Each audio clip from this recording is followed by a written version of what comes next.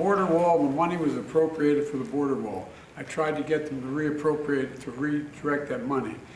They didn't, they wouldn't. And in the meantime, there's nothing under the law other than they have to use the money for what it was appropriated. I can't stop that. Do you believe the border wall works?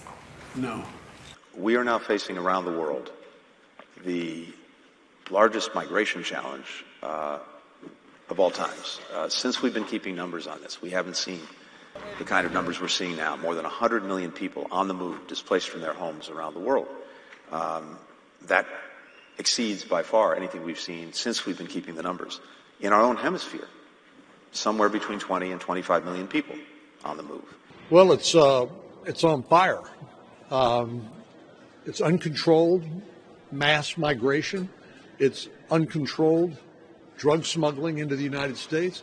And as I've pointed out before, the Biden administration has placed 300,000 children with sponsors in the United States, and they cannot tell you where they are, whether they're going to school, whether they're being abused or neglected, trafficked for sex, or forced into involuntary labor.